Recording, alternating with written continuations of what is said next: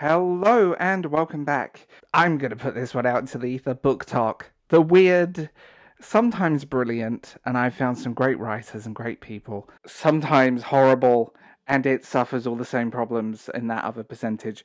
The booktube suffers from that people forget books actually have to be good and don't come from a social political angle in your reading.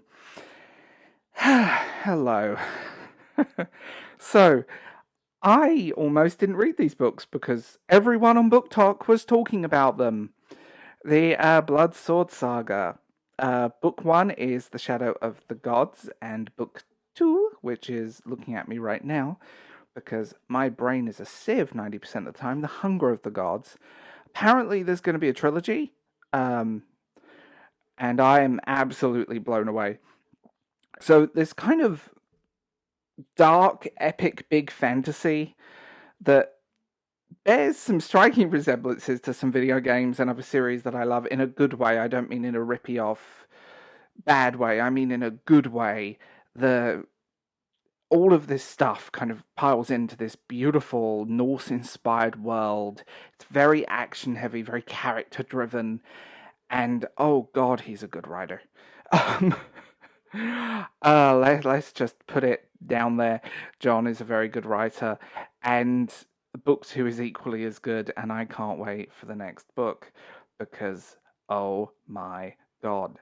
So, usually when it comes to internet books and people talking about books, a lot of stuff is overhyped, but it was refreshing to see an adult fantasy on booktok because it is so YA heavy, it kind of drives me a little bit insane. But it's actually, oh, I was blown away. This lets loose. This goes into this beautiful, heavy world. And I'm so late to this party.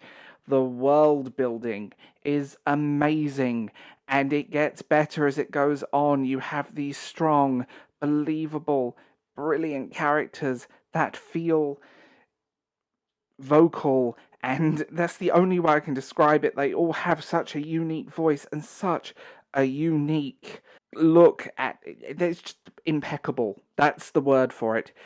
I'm a pacing nerd, and pacing in novels is something that really irritates me. And yes, there are moments where it slows down a little bit, and it does, but that's true of every book. There's always going to be a little bit of pacing hiccups there just for the sake of storytelling sometimes, because sometimes you want it gone. You just want to move on. And I'm not disappointed. The Hunger of the Gods, these very dark, brilliantly written. I kind of describe these books almost like bitter chocolate. There is this brilliant. I don't have words for the tone and the atmosphere of these books. They're just this almost epic Norse fantasy saga, and if you know me, I have a love affair with Norse mythology. It's something that actually ancient mythology in general fascinates me, but my study into Norse mythology over the last 20 years has been huge. The writer himself is fascinating in these books. He's a reenactor, he's a fantasy nerd, and oh, I just adore his stuff. I've basically read these, and now I'm reading his other books, and now I'm reading more of his books, and I'm just going down this rabbit hole of of him. I was actually blown away. I've already started a couple of other books of his. Yes, I read multiple books at once because my brain is this bizarre hiccup of the bizarre little thing, and it's just. I will say this, like, I came out of these thinking, oh, I want more. I need more. And that's also the thing, when you have, and I'm trying not to give too much away, because I know how spoilerific some people can be on the internet, and I'm not going to give you any spoilers for any of this, because I have the firm belief that you should go out and read it yourself. Don't let other people tell you what you can and can't enjoy. That's being honest about it. But you come into his work and you sit there and you go, why did it take me so long to read this? Why? Why? There are so many great books that I've probably looked over because of that reason. I also want to say the audiobooks are rather special if you have Audible. They're so well done. Great voice acting that really pulls you in. Like the reader, he's just doing his thing and he pulls you straight in. But I mean, when it comes down to like fantasy, I'm very picky, and I either want my Tolkien-esque high fantasy, my more historical fantasy of the Game of Thrones, which this fits into. This is better, by the way, and I love Game of Thrones, but this is actually the better book.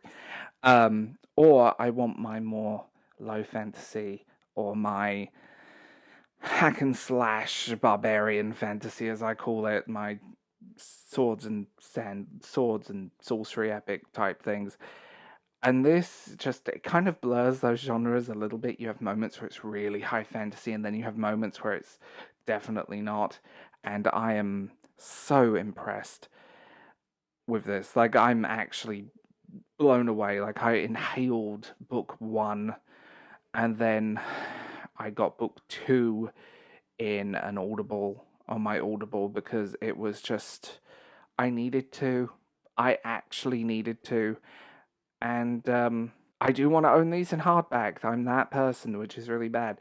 And it's very rare I sing lyrical about a novel, but the fact that BookTok itself put me off of these books, the fact that I really have this weird relationship with BookTok, like BookTube, like BookTwitter. When it's amazing. But oh god, when it's terrible, over politicizing everything, screaming at each other and hating each other and recommending bad books just because of representation and diversity, it gets old. And I want to know what if a book is good or not if it ticks a box.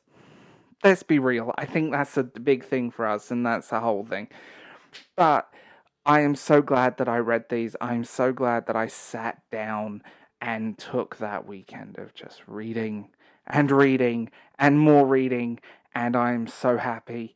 So, as always, guys, tell me what you think below. I don't worry, I've still got videos coming up bitching about Lord of the Rings, well, Rings of Power, and so on, and my usual content, but I just wanted to scream so much about these books because they are absolutely fantastic. So I will talk to you guys much later.